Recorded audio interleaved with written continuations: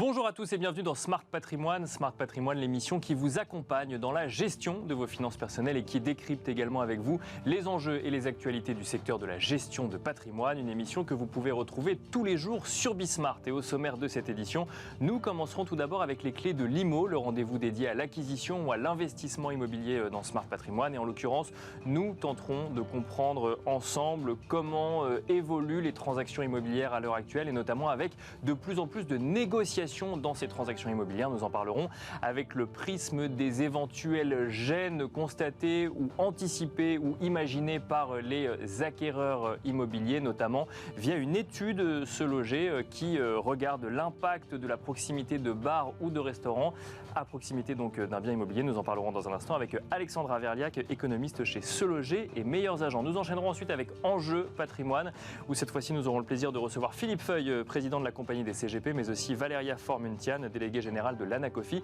Nous tenterons de comprendre ensemble en cette mi-année 2023 quels sont les grands défis auxquels doivent faire face les conseillers en gestion de patrimoine. On se retrouve tout de suite sur le plateau de Smart Patrimoine. Et c'est parti pour les clés de l'IMO, le rendez-vous dédié de Smart Patrimoine à l'acquisition ou à l'investissement immobilier. Nous allons tenter de comprendre ensemble comment évolue ce marché avec un prisme un peu différent, avec le prisme de la négociation lors d'une acquisition immobilière. Et pour en parler, nous avons le plaisir de recevoir sur le plateau de Smart Patrimoine Alexandra Verliac. Bonjour Alexandra Verliac. Bonjour. Vous êtes économiste chez Se Loger, mais aussi chez Meilleurs Agents.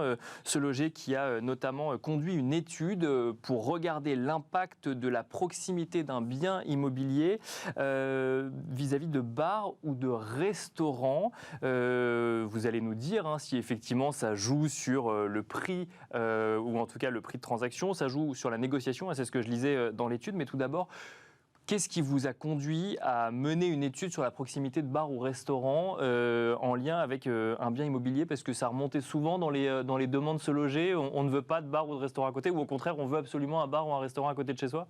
Alors, directement dans nos recherches, non. En revanche, on a posé la question à un panel de Français pour savoir si c'était un critère important pour eux. D'accord. Et effectivement, 3 sur 10 nous répondent que oui, pour eux, la présence d'un bar ou d'un restaurant qui dispose d'une terrasse est un biais de négociation. D'accord. Un biais de négociation positif ou négatif du coup? Alors, c'est plutôt un impact négatif sur la recherche immobilière? Alors, selon eux, plutôt négatif, effectivement, parce que 75% d'entre eux nous disent qu'ils font attention à la gêne occasionnée par l'environnement quand ils font des recherches, quand ils visitent un bien. Et particulièrement, 66% d'entre eux nous disent que la plus grande gêne possible, c'est les nuisances sonores, ce qui est moins, par exemple, que les mauvaises odeurs ou la saleté. Donc on a peur d'être trop proche d'un bar ou d'un restaurant quand on entame sa recherche immobilière? Oui, effectivement, c'est ce qu'ils nous disent. Et même 25% d'entre eux nous disent que c'est presque rédhibitoire. Donc ça veut dire que quand on fait une recherche immobilière, quand on veut faire une acquisition immobilière, on cherche quoi? Des quartiers calmes où il n'y a pas de bar et pas de restaurant? Alors, ça va dépendre en fait. Et pour vérifier en fait ces craintes des Français, nous avons regardé ce qui se passait dans les transactions immobilières à proximité des bars. Donc pour ça, nous avons étudié la proximité de plus de 3000 bars. Donc d'abord, vous avez fait du déclaratif, si je comprends Exactement. bien. Vous avez demandé aux gens, effectivement, ce qu'ils recherchent idéalement et quels sont les critères qu'ils prennent en compte. Et après, vous êtes allé vérifier si dans les transactions, il y avait effectivement une relation de cause à effet. Effectivement, c'est ce qu'on a voulu voir donc, chez Se Loger. Et donc pour ça, on a regardé les transactions et... Surprise, en fait, on n'a pas un effet négatif, mais un effet plutôt positif. On observe un effet de plus 1% à Paris, plus 2,3% dans les grandes villes et jusqu'à plus 3,5% dans les villes moyennes. Donc, les acquéreurs immobiliers cherchent à ne pas être trop proches des bars ou des restaurants, mais les biens immobiliers à proximité de bars ou de restaurants, finalement, se vendent un petit peu plus cher que la moyenne. Alors, comment on explique la dichotomie entre les deux? Effectivement, c'est là que c'est intéressant. C'est que d'un côté, on a cet effet négatif lié au désagrément, les nuisances sonores. Et de l'autre côté, on a cet effet, en fait, proximité au centre-ville.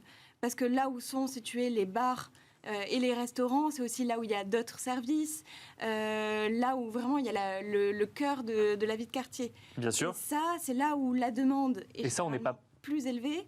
Et ça va pousser la demande vers le haut et donc tirer les prix également vers le haut. Donc on n'est pas prêt à quitter finalement un quartier dynamique, même s'il y a des nuisances, que ce soit lié à un bar ou un restaurant. Finalement, on n'a pas envie d'avoir les nuisances, mais on est quand même content qu'ils ne soient pas trop loin de chez soi. Alors ça va dépendre où en fait, et c'est ce qu'on voit justement sur ces nuances d'effet sur les prix. On voit qu'à Paris, c'est seulement plus 1%. Pourquoi ? Parce que le centre-ville est partout. D'accord, ouais. C'est plein de petits centres-villes, c'est ça, plein de quartiers, oui. Tout à fait. Alors que si on regarde dans les villes moyennes, on est à plus 3,5%. Et là, c'est parce que l'hypercentre est plutôt localisé à un certain endroit. D'accord, oui. Donc l'hypercentre reste attractif.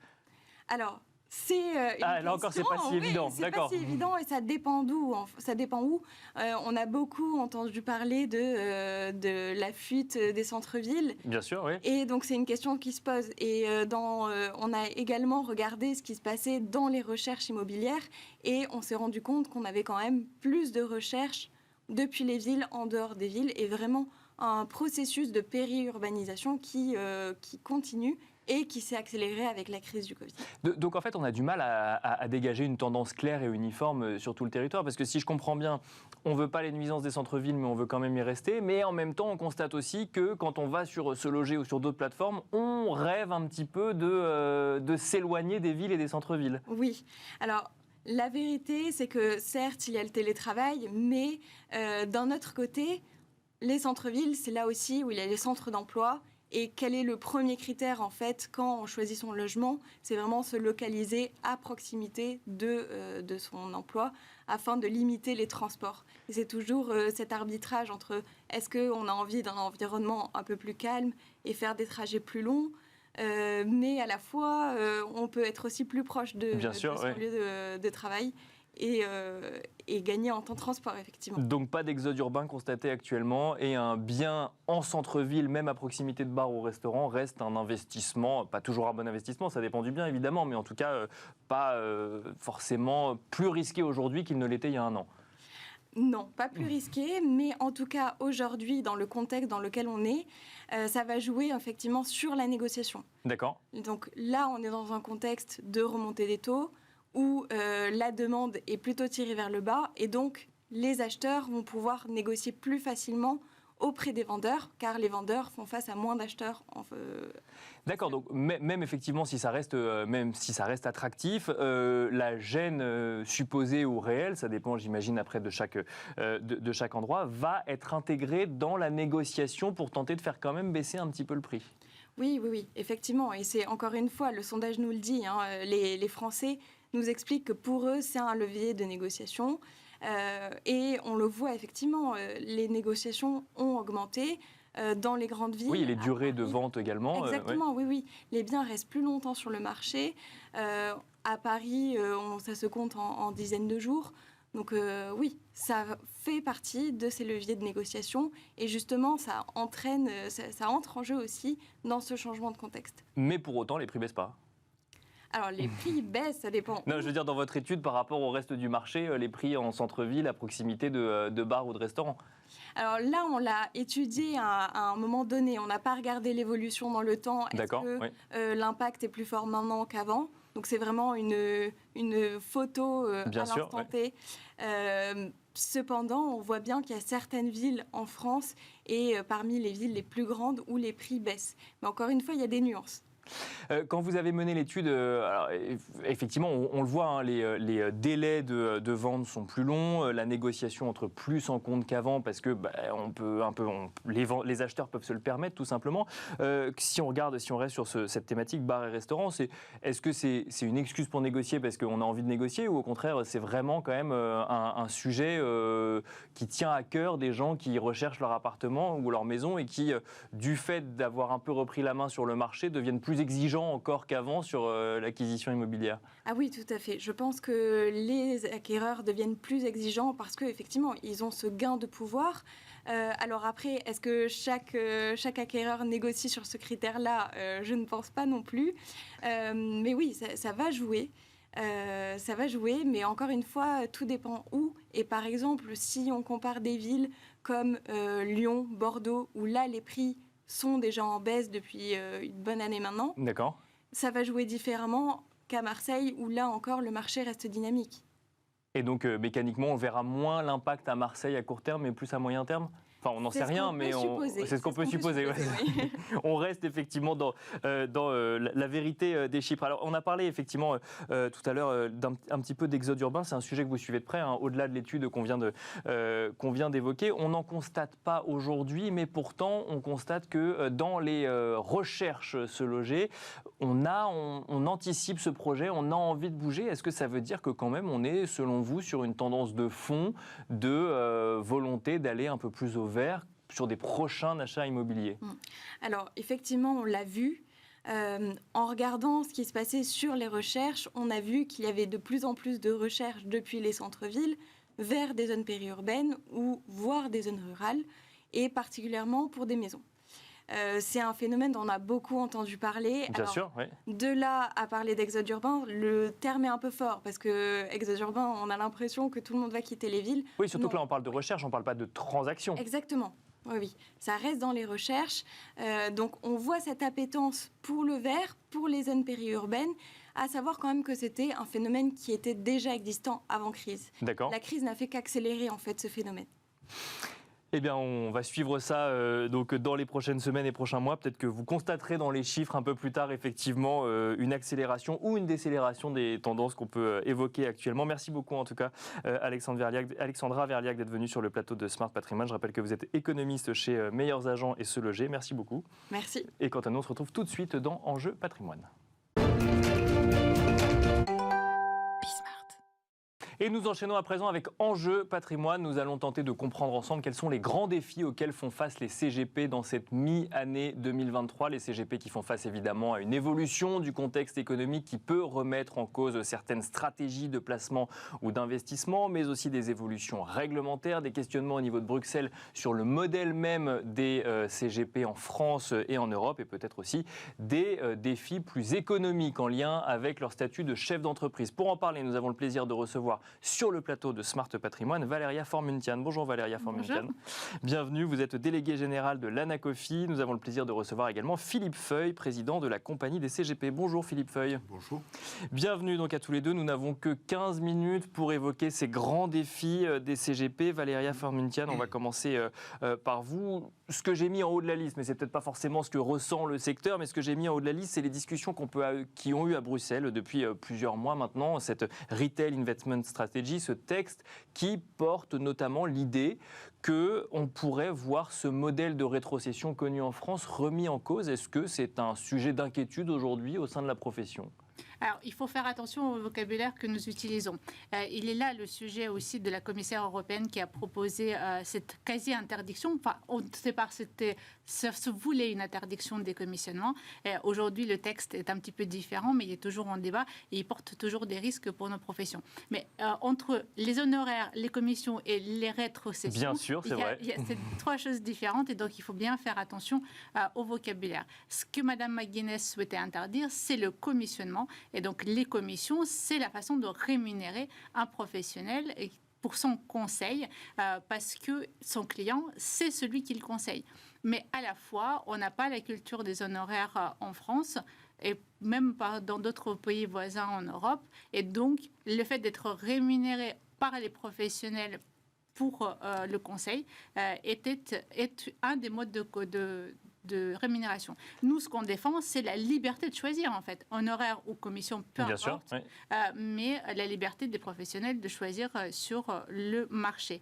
Et ce n'est pas le cas de Mme McGuinness. Ce n'est pas un sujet qui est nouveau, c'est un sujet qui revient régulièrement. Pour autant, est-ce que là, ça inquiète plus la profession, ce texte et cette volonté de Mairead McGuinness de potentiellement pouvoir arriver au bout de son texte ? Alors, l'interdiction a été retirée de son texte. Mais ce qui inquiète encore aujourd'hui, c'est les potentielles réglementations nouvelles qui vont venir alourdir la capacité d'exercer la profession des conseillers en investissement financier et la lourdeur que ça va comporter, et puis le lien aussi entre le client, l'intermédiaire, et puis ceux qui mettent à disposition les produits de placement. Et ce lien-là, il doit être aussi transparent pour que l'information puisse circuler. Le CIF ne peut pas donner l'information qu'il ne détient pas. Bien sûr, et là, la difficulté. Et donc, à la fois, tout le monde doit jouer le jeu. Aujourd'hui, en tout cas, on n'a pas sur le terrain de clientèle qui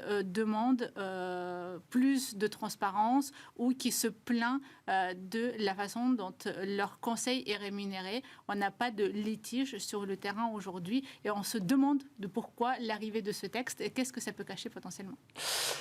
Philippe Feuille, même question, le sujet... alors, commission, effectivement, vous avez bien fait de me reprendre, commission et rétrocession ne sont pas exactement la même chose. Le sujet possible, interdiction ou en tout cas remise en cause du modèle, parce que même si le texte ne va pas au bout, c'est une nouvelle fois un texte qui vient remettre en cause un modèle français de rémunération des conseillers donc en investissement financier ou conseillers en gestion de patrimoine. Est-ce que ça inquiète la profession? Est-ce que c'est un sujet supplémentaire d'inquiétude?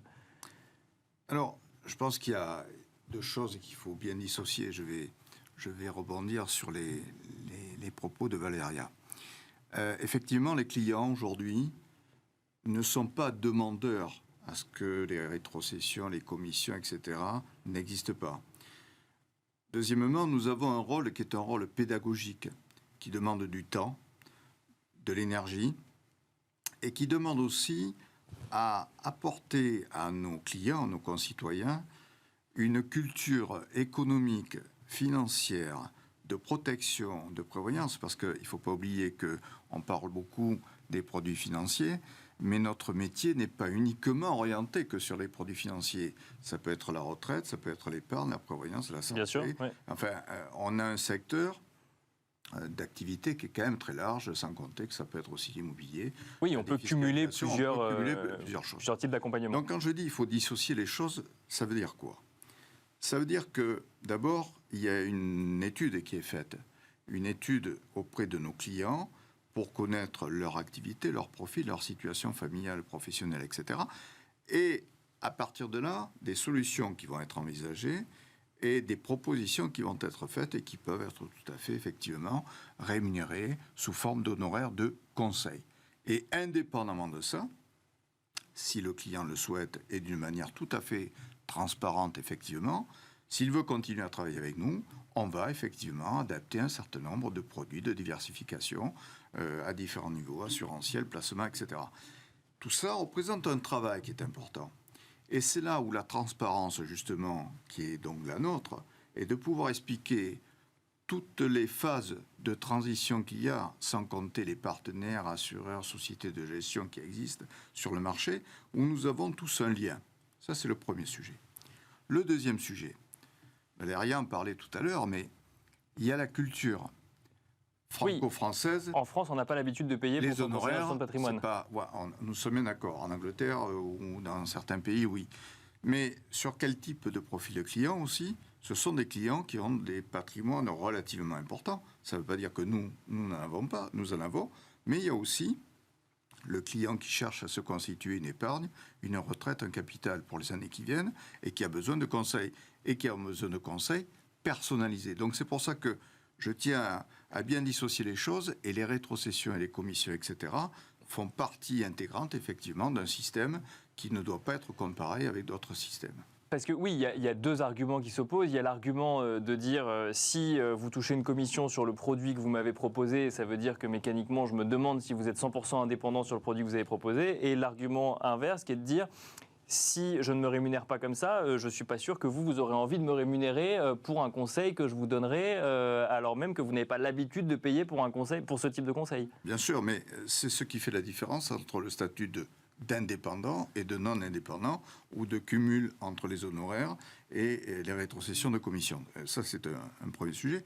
Et le deuxième, il ne faut quand même pas oublier que nous avons une durabilité auprès de nos clients, un accompagnement auprès de nos clients qui est régulier. Ça aussi, c'est un élément. Et je vais vous donner un exemple que nous venons malheureusement de vivre.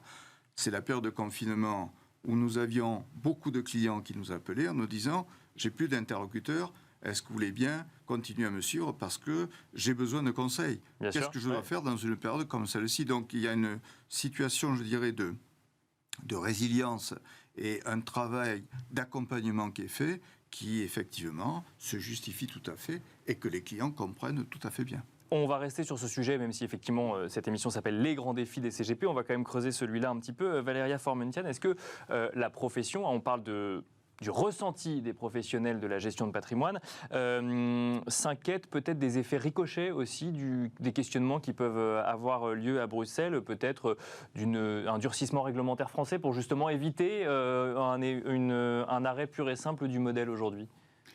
De toute façon, le texte qui a été déposé en Commission européenne va être voté, même si l'interdiction des commissions a été complètement retirée. Précisons-le, bien sûr. On attend aujourd'hui, effectivement, la fin des débats pour savoir à quelle sauce nos adhérents vont être mangés et comment cette volonté de l'hypertransparence peut agir sur eux en termes réglementaires. Le débat n'étant pas clos aujourd'hui, on a du mal à le visualiser. Ce n'est pas une inquiétude qu'on ressent sur le terrain aujourd'hui. Ce qu'on ressent, c'est la remise en question de la profession, de son existence et de son mode de rémunération.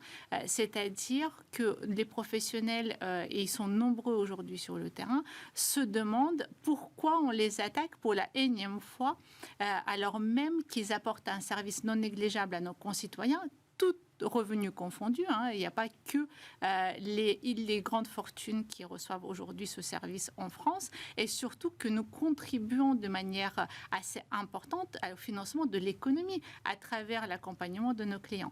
Donc si nous ne faisons plus ce service-là, c'est tout l'écosystème qui risque de s'effondrer.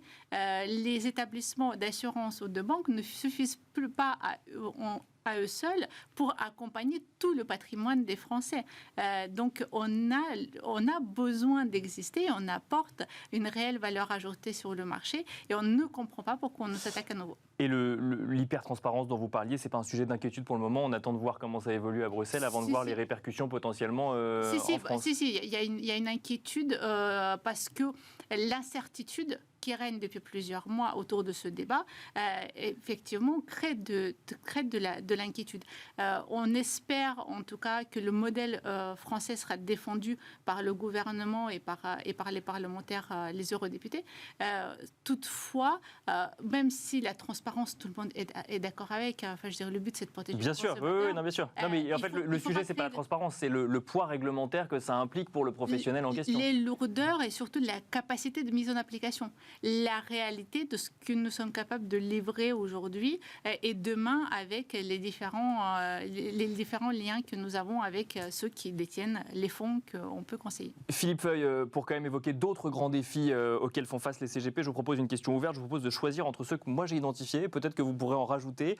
Le grand défi ou les grands défis auxquels font face les CGP aujourd'hui, c'est quoi ? C'est le contexte économique et l'inflation qui fait qu'on doit être capable de remettre en cause ces stratégies tout en justifiant pourquoi on a fait ça jusqu'alors et faire en sorte que ces clients ne perdent pas trop d'argent, voire continuent à en gagner quand on a réussi à leur en faire gagner. C'est un secteur qui se concentre de plus en plus et la place qu'on réserve à ceux qui sont plus petits, ou c'est des défis de chefs d'entreprise qui sont connus dans toutes les professions et que connaissent aussi les CGP ?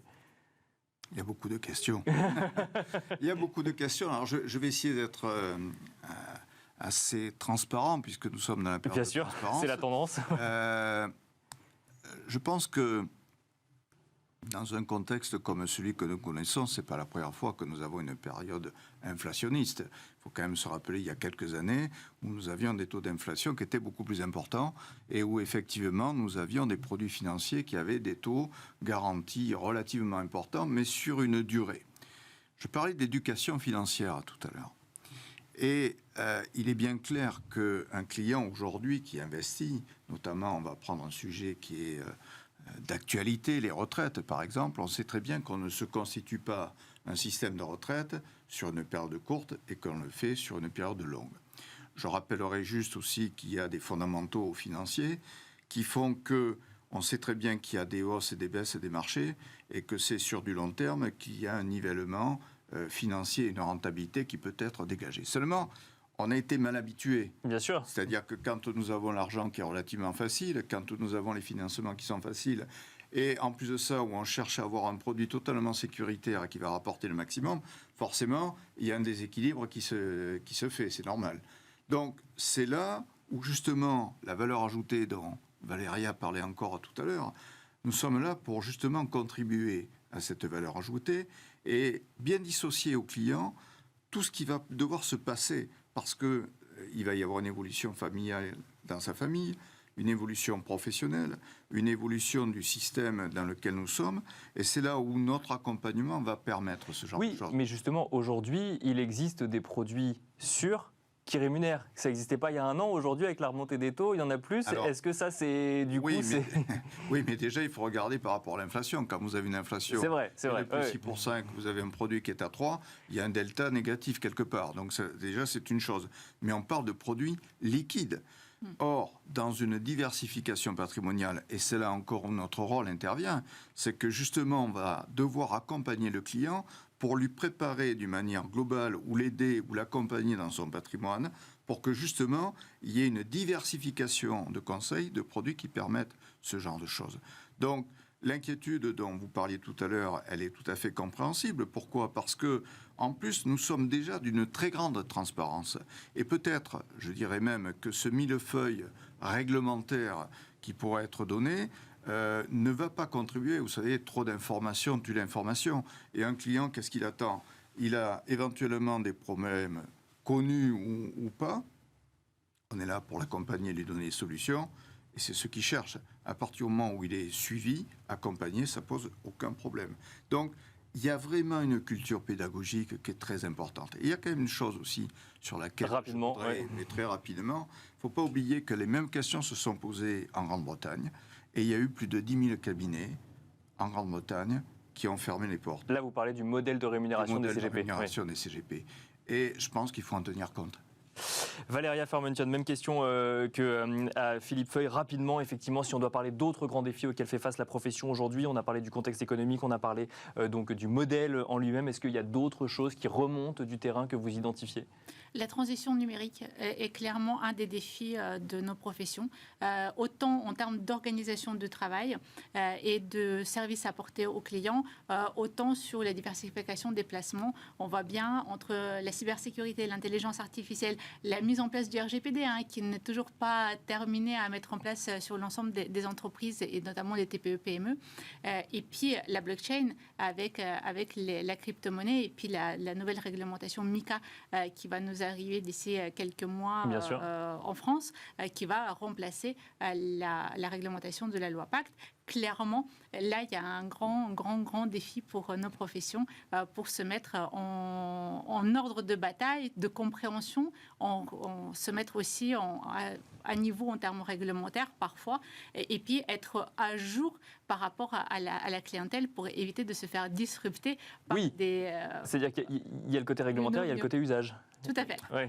Et compréhension, effectivement, des nouvelles possibilités que ça peut offrir. Merci beaucoup à tous les deux d'être venus sur le plateau Smart Patrimoine. Merci Valéria Fahrmuntian, déléguée générale de l'Anacofi. Merci Philippe Feuille, président de la compagnie des CGP. Merci à vous également de nous avoir suivis. Et je vous donne rendez-vous très bientôt sur Bismart.